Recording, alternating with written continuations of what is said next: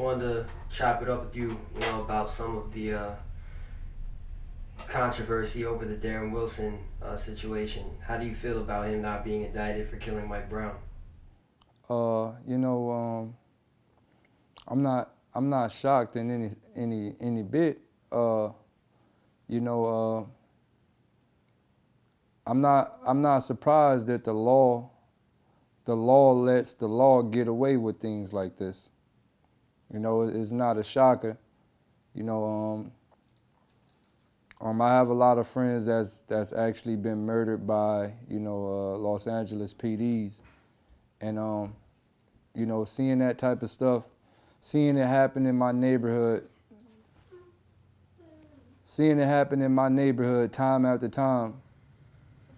I wasn't shocked that he didn't go to jail. You can't, the police take people to jail, so you can't ask the people who take people to jail to go to jail.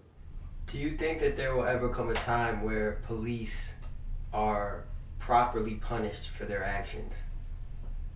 No, because you can't ask the punisher to get punished. They do the punishing. There's never going to be a proper time. Honestly, I think us as people, we need to take up and pretty much do the punishing ourselves. I think we should no longer rely on the law to do punishments. We should no longer rely on the law to determine who is right or wrong, because at the end of the day, the law can be wrong and nobody punishes them.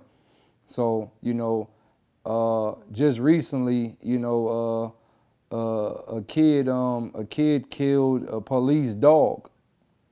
He killed a police dog and they gave him 23 years in jail for killing the police dog. I got friends and family that's in jail for life for stealing the car.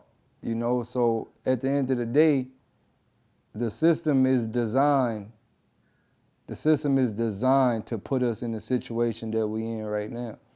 And with that being said, I tell my colored people, 911 is not our friend. 911 is our enemy. Well, what do you think about the people who've been supporting Darren Wilson throughout this entire time? 'Cause, he's apparently earned some $500,000 from donations from his supporters.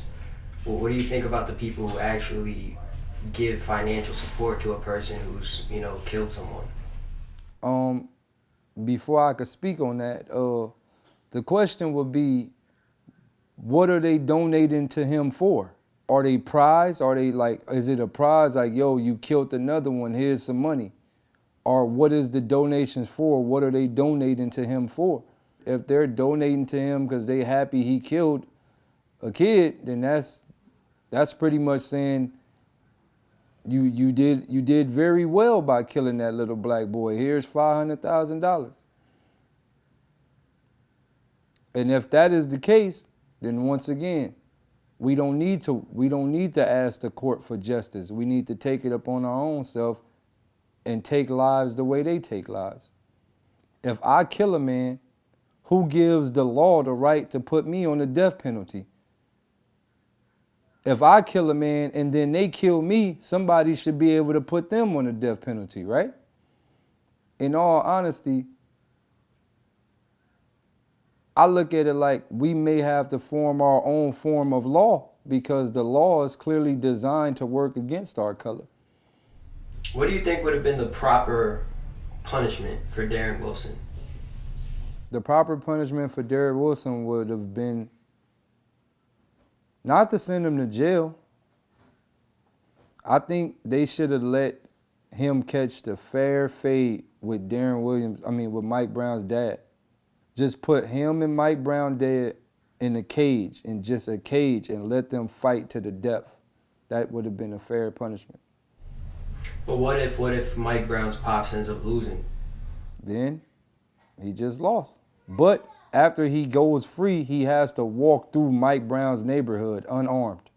Well, what do you think it would take for people to resort to those types of tactics in terms of fighting against or revolting against the police? You know what I'm saying? At the end of the day, nobody really wants to go to jail, and the response that you're talking about would result in serious jail time.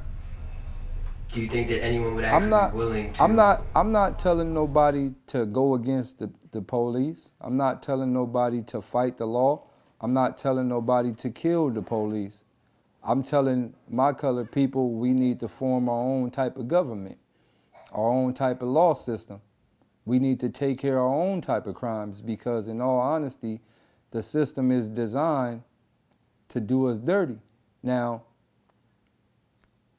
I appreciate the people who standing up in this, in the rally. I appreciate the people who out there protesting.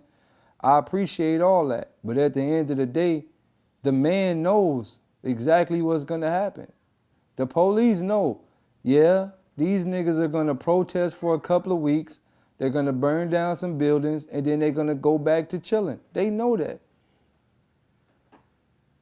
You know, it just happened with Trayvon. We protested for a couple of months and we went back to going to the club and drinking and chilling and popping bottles.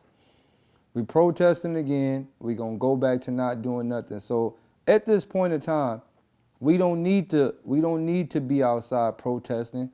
We don't need to be outside with picket signs. We don't need to be none of that.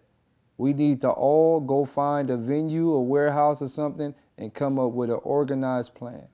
Do you think that these peaceful protests can actually create any type of change, or do you think that, change only come from protests when force is used?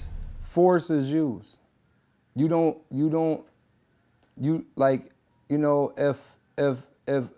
you're sitting in a seat and you really want to sit there and the man comes up to you and goes, "Excuse me, sir, could you get out my chair, please?" You're going to look at him and say, "This dude's a pussy. I'm not moving." And if a dude come with a 12 gauge barrel shotgun to the back of your head and say, "Hey, get out this seat," you're going to get out the seat.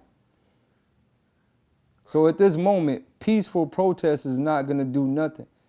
The last person that we had a peaceful protest with was Martin Luther King, and you seen what happened to him. Peace is not the option right now. That's not the option. War is the only option for us right now. War. We protested for the last 70 years and nothing gets accomplished after us protesting. Nothing. People just like to be outside and feel like they doing something important. We really don't want peace right now. Peaceful protest is not going to do anything for us because at the end of the day, they got us in control because you don't see the police come up to us peacefully and ask us to be quiet. They use force before anything, and that's why we're afraid. So we have to use force back.